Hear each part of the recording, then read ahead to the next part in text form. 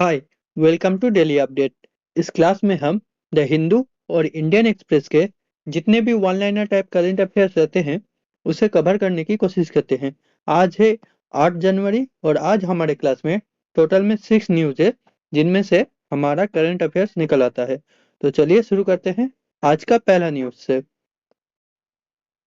हमारा आज का पहला न्यूज है एक ड्राफ्ट बिल को लेकर। अच्छा, बिल का नाम देख लेते हैं। Pesticides management bill 2025। ये है बिल का नाम, पेस्टिसाइड्स मैनेजमेंट बिल 2025। इसे रिलीज किया गया है किसके द्वारा? एग्रीकल्चर मिनिस्ट्री के द्वारा। मिनिस्ट्री ऑफ एग्रीकल्चर के द्वारा इसे रिलीज किया गया है।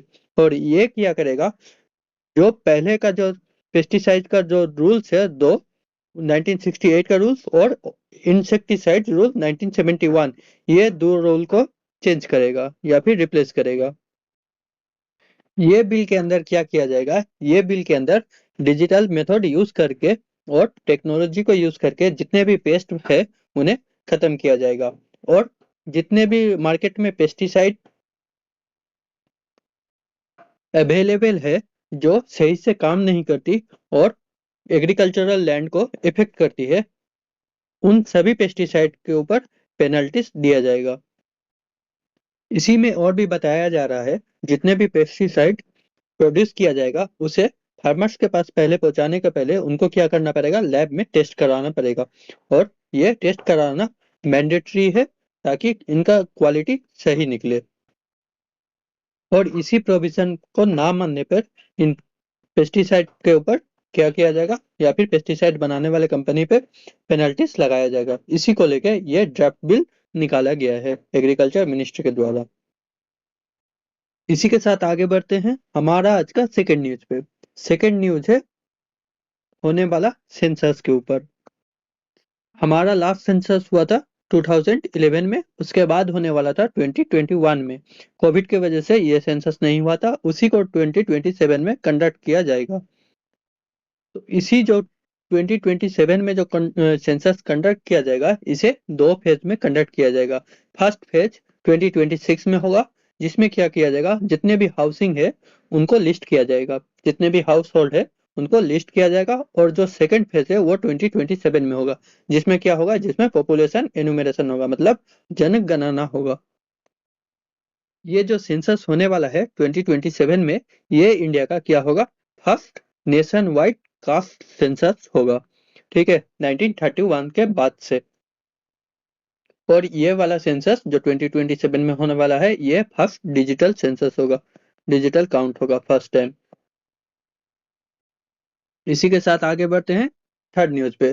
थर्ड न्यूज है केरला का एक बिल को लेकर।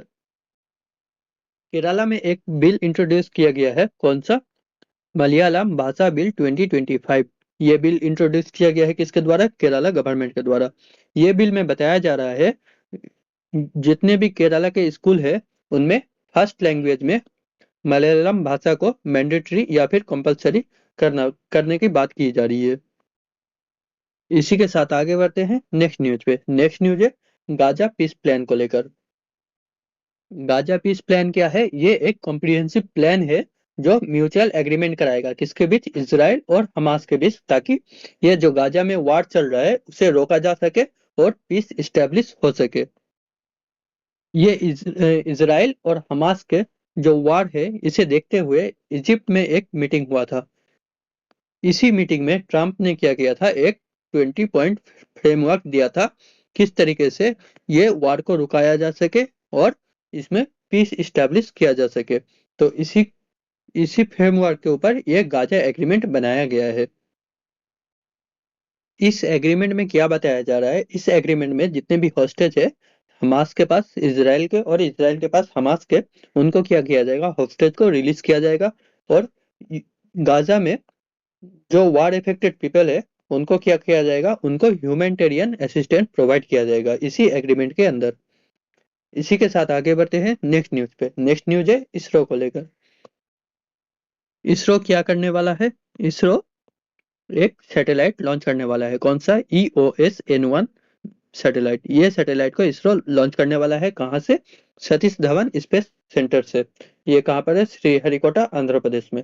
इसरो क्या करने वाला है? EOS-N1 मिशन लॉन्च करने वाला है कहाँ से? सतीश धवन स्पेस हेलीकॉप्टर से। और ये सैटेलाइट को लॉन्च किया जाएगा कौन सा लॉन्च व्हीकल से? PSLV C62। ये लॉन्च व्हीकल का नाम है। इसी लॉन्च व्हीकल से क्या किया जाएगा? EOS-N1 मिशन को लॉन्च किया जाएगा। ये जो EOS-N1 मिशन है, ये 2026 का इसरो का फर्स्ट मिशन है। मतलब 2026 में जो फर्स्ट लॉन्च होगा वो है EOS-N1। दिसंबर में दिसंबर का एंड में इसरो ने एक मिशन लॉन्च किया था। यूएस का एक सैटेलाइट को स्पेस में छोड़ा था। कौन सा था वो था blue bird block 2। Blue bird block 2। और ये जो EOS-N1 है, ये 2026 का फर्स्ट मिशन होने वाला है इसरो का। अच्छा, इसी के साथ ये श्रीहरिकोटा का 105 लॉन्च हो जाएगा।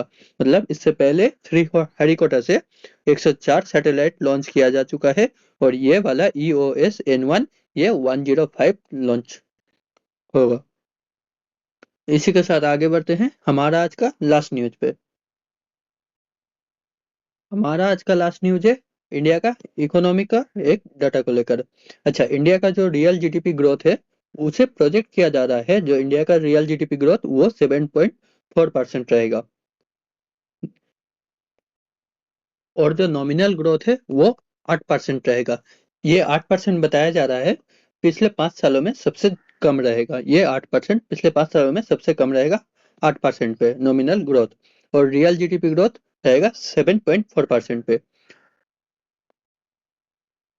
लास्ट ईयर का अगर फिजिकल ईयर से कंपेयर किया जाए, तो मैन्युफैक्चरिंग सेक्टर जो है इंडिया का, वो क्या हुआ है, उनका ग्रोथ देखने को मिला है।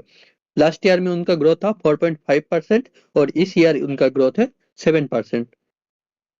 ये जो डाटा रिलीज किया गया है, ये डाटा रिलीज किया गया है किसके द्वारा? मॉस्पी, मतलब ministry of statistic and programme implementation के द्वारा यह डाटा रिलीज किया गया है। इसी के साथ और भी देख लेते हैं, एक नॉमिनल जीडीपी और एक रियल जीडीपी। इसे एग्जाम्पल से देख लेते हैं। Nominal GDP, suppose